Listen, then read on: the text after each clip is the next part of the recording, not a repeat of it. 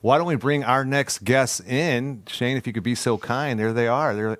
Well, good afternoon to you. You're in Florida, I think. Hi, Kitty Yes, McGowan. we are. Hello. How are you, Peter? Long, long time no see. I know it's Denise. Such a pleasure to meet you. Nice to meet you. My name is Kitty McGowan. I'm the president of the U.S. Super Yacht Association, and we're based here in Fort Lauderdale, Florida, where it's absolutely beautiful, sunny day. It's a little cool here for us. And for us, it's saying it's cool. It's like it was supposed to be, I think, Lee, in the 60s tonight. So that's kind of like easy for you guys. Yes. Well, Kitty and I have already spent an hour together. Was it 53 this morning? I don't know. I think we got frozen. Yeah, well, you put your sweater on, Kitty. I remember from earlier today when you were sharing that with me. So nice to see you. And Captain Lee, welcome to Seattle Boat Show Connected, presented by Union Marine. Can you hear me okay? I don't think we have him. Shoot. Well, Kitty, do you want to just talk a little bit about, or did we lost the feed? I was with Kitty this morning on Super Yacht Radio, where we were talking about just the various aspects of boating in Puget Sound, and it's always fun to hear Kitty. I've known Kitty for 10 years, and it's been a real blessing to have her as kind of shepherding the larger boats. So super yachts are vessels over about 120 feet, and every week she does the Super Yacht Radio. And so I was the guest this morning bragging about how awesome Washington State boating is, and it certainly is a sight to behold. So to talk to people in Ireland about all the fun that we can have here was a little mind-blowing for them, where they don't. Was it? It was just, it's not something they think about. For people in Europe, they think about East Coast boating. Sure. And for people on the West Coast, we're thinking about Northwest boating. I think that I'd put our boating up against anyone in the world. Oh, I would, absolutely. It's to me, boating here, I never thought of it before till you just said East Coast boating. But we talked earlier, and a lot of people talk about this, right? Like, people don't understand the rain here. It rains all the time there. And you don't want to share the secret that it doesn't really rain all the time, because then more people will come. But it's almost like boating, too. You don't want to share too much of the secrets, because we might be overrun. No, not really, but yeah. Exactly. No, that's kind of the tall poppy syndrome, where you want to kind of stay within the field and not be a tall poppy. But it looks like we've got Captain Lee and Kitty back with us. There they are, take two. Good thing that first part didn't run. We know how that goes, Peter. Just when you think you got it all locked. And I'm sure Captain Lee has a lot of those technical stories from his time with shooting all those shows and for the last number of years. But Peter, thank you so much for having us both here. And I'm really excited that my friend Captain Lee of the stud from under the sea, is joining us today, and to bring a little taste of South Florida here and the rest of the world in super yachts up to the great Pacific Northwest. Well, I will be the first to say, from Seattle, welcome Captain Lee to Seattle Boat Show Connected, presented by Union Marine. Captain Lee, welcome. Thanks so much for being a part of our show. My pleasure, Peter. Thanks for inviting me. Well, you're certainly probably the biggest name we're going to have on here, Captain Lee, and maybe Captain Sandy as well is right up there. But what is it like to manage staff on a super yacht? How has that changed throughout the course of your tenure? I still run the boats the same way I ran them 30 years ago. So it really hasn't changed all that much for me. Even being on the show, it hasn't changed that much, other than the fact that I've got cameras around all the time. But hey, have you got used to that? Oh, yeah, I did day one. I don't know why. It just doesn't bother me. I've got a job to do, so I just go ahead and go about my work, as long as I just need them to stay out of my way. What's the best advice you've ever received to captain a boat? Never approach the dock any faster than you want to hit it. That makes sense. I like that. Yeah. That's right. I can tell you, one of the captains I worked with in my career, we used to call him Crash, because he didn't obviously get that little tidbit of advice, and he definitely could have used you in that scenario. Missed that memo, did he? He missed that memo, exactly. Kitty, what's a story about Captain Lee that no one would know but you? Oh, that's for those things that you just don't tell. Except that I did go on stage with him once and sing a song, so I can tell that. So, although there are some people that have seen it, most people wouldn't necessarily know that he's quite an accomplished guitar player. Oh. Oh. Well, a talented musician as well as a talented captain. That's excellent. And Captain Lee, are you superstitious at all? I only have one superstition when it comes to boating. And other than that, I don't consider myself superstitious. Friday the 13th is fine with me. But whenever I'm going fishing, we always throw all the bananas off the boat. Oh, I was just going to say that. It's like that's the one big superstition in the world, and I didn't think it had crossed over into yachting. Oh, absolutely. When you take the lid out, you just get rid of all the bananas. All the bananas. I had one captain that we used to fish with all of our tournaments. He would even check people's underwear tags and their T-shirt tags to make sure they didn't have Fruit of the Loom on. That's how superstitious he was about bananas. wow. Wow. I had no idea. Hardcore banana phobe for Holy sure. cow. Yeah, that's actually come up a few times. We've been talking about that for the last 8 hours. Right. Yeah, one of the theories to that, thanks to one of our friends, Joe Klein, says that maybe the bananas have this property that they ripen the fruit is a little bit quicker than they normally would. So that might be something there.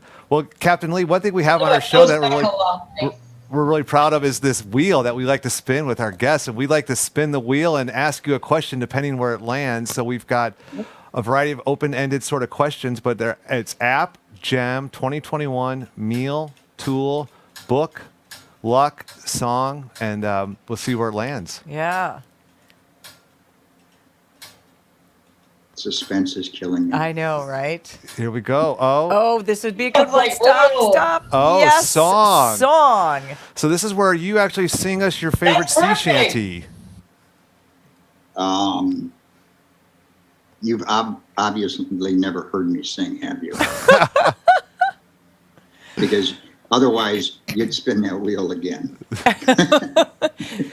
Katie, can you take over? Actually, Kitty, I would, no offense to you, Captain Lee, I love to hear Kitty sing. When she comes to Seattle and Daniel's Broiler was still around with the piano bar, you would take over the restaurant singing. Would you mind singing us a song?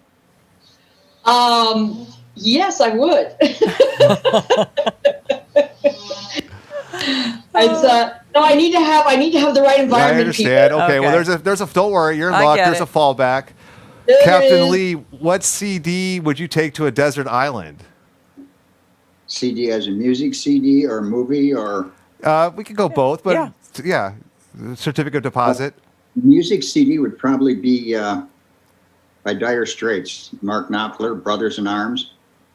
Awesome. Yeah. That's a good That's a one. great Probably one. that one I just never ever gotten tired of. Paul Simon, Graceland might be a top second. Oh. Have you heard the Willie Nelson Graceland cover by chance? No, I haven't. It's excellent. Yeah, no, it's really special It too. is good. You know, So- I know you've seen a lot of different places. What would be one place that would be that you found to be most overrated? Most overrated. How can I say this without pissing somebody off? Yeah, I was just gonna say that's kind of like a ooh. It's got to be someplace where I'd never go back again. Obviously. Because you've been to some spectacular places. One of the many beautiful benefits of a life in yachting. Haiti was just so disappointing. Haiti. Yeah, and it's through no fault of their own. It's just the government's down there. They just take, and the poor people that live there don't do anything but give. You know, And I was they- just watching a new Netflix documentary on the situation in Haiti called "Bending the Arc." It's about Dr. Paul Farmer, and the organization is called Mountains Beyond Mountains, and Partners in Health is the organization. The book is called Mountains Beyond Mountains by Tracy Kidder, and it's just a tragic story about tuberculosis and all the poverty that exists. All the way back to the exists 16th there. century, the days of Henri Christophe. Yeah, Yeah. exactly. Kitty, I'm interested in a place that you don't need to necessarily go back to. That I would not want to go back to. Yeah. I would kind of say Haiti as well. I mean, that was one of the spots that I went back to. I haven't been as well traveled as Captain Lee. Because to me, there's most of these spots on a yacht that you go to are really spectacular. So I was going to say, as a counterpoint to the most overrated, Lee, what was your favorite spot? Where couldn't you wait to go back to and bring your beautiful bride with you? Tahiti, Okay. French Nice. colony. That's definitely on my bucket list. Mine too. Yes. Why Tahiti though? What is it that we should see or do? Tahiti is like stepping back in time. It's like Jurassic Park. You expect to see a T-Rex coming over the mountain. It's just really, wow. really unspoiled. You don't see trash on the side of the road. You don't see beer cans and cigarette butts and that sort of thing, or empty whiskey bottles. It's just pristine. And their culture is so ingratiated into the people. They eat, live, breathe it. And it's kind of refreshing to see that. Like I would wake up in the morning and go have my coffee on the foredeck, and 6:30 in the morning, in these teams in the dugout canoes with the I forget what you call them. They're racing canoes, and they race them from Tahiti to Moorea and back, which is about 70 miles round trip. That's a big race for a canoe. There's with Not the for Denise outrigger. Whitaker. And these guys are, they're beasts, and they just, it's real. And the Tahitian people really get behind it. They have a whole flotilla of boats, 200-300 boats behind them, all cheering their favorite team on. And they're actually sponsored by corporate sponsors like Heineken, some of the champagne companies and stuff. And they pay these guys to do what they would do for nothing. That's awesome. It's definitely on my bucket list. It's fun because we work with the super yacht group association like ours in Tahiti that has all of those Tahitian islands. And when I chat with her on the phone, we'll Zoom or WhatsApp, and I can hear the chickens in the background and look out over the beautiful ocean. It's like, I just want to be there. They've actually been doing pretty well, I understand, through the COVID crisis because they were able to lock things down pretty quickly. So hopefully they'll be doing okay. You can go back there really soon.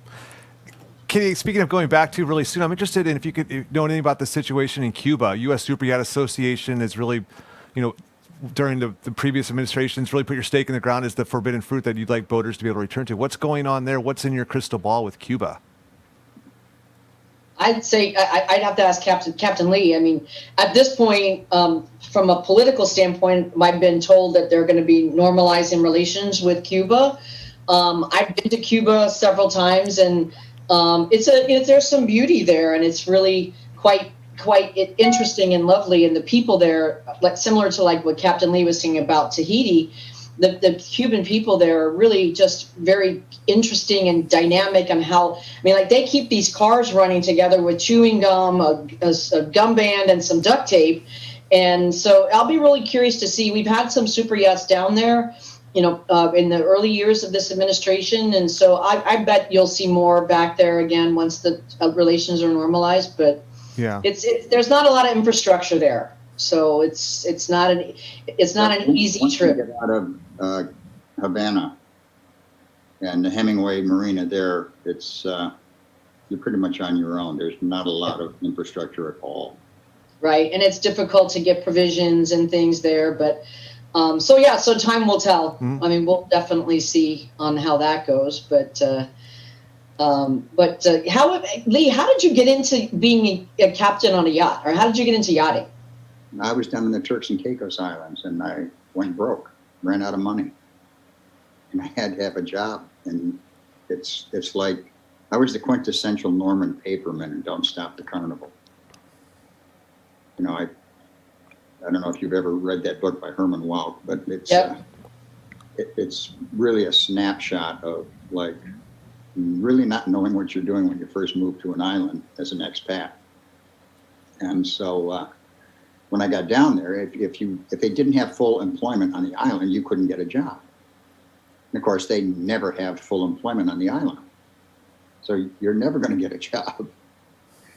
And there was a little postcard thing on a bulletin board in a dive shop. A mate wanted to help deliver a sailboat to the BVI's. Paid $50 a day. So I signed up, and God, I was sick the whole trip, seasick. Great way for a captain to start out his career, right? Seasick. Yeah. I spent my first 2 years dominating all the time. Well, nobody would do watches with me because I'd have my 5-gallon bucket with me. Oh, that sounds like fun. That's not going to work. You're on watch by yourself, sir. Yeah, have fun with that. That's a great way to end up at Captain Lee of the below deck fame used to be seasick. So That's right. I'm not Who knew? alone. I'm not alone. you're Right, not have alone. The Peter. seasick, I even bought special He's got glasses. seasick glasses. Yeah. Here they are. As we go Yeah. out here, I want to thank. There they are, like the seasickness glasses. If you can see those, this is supposed to help me, Kitty. Oh, Ward off I've seasickness. heard that. I've heard that. It's a good look, I'm sure. So I want to thank Captain Lee from Bravo's Below Deck, and that's Kitty McGowan from U.S. Super Yacht Association for joining us for Seattle Boat Show Connected, presented by Union Marine. Captain Lee, Kitty McGowan, thank you so much for being with us. Thanks so much for having us, Peter. Thanks, Lee. Enjoy the show. Talk to you soon. All right, guys, be well, be safe.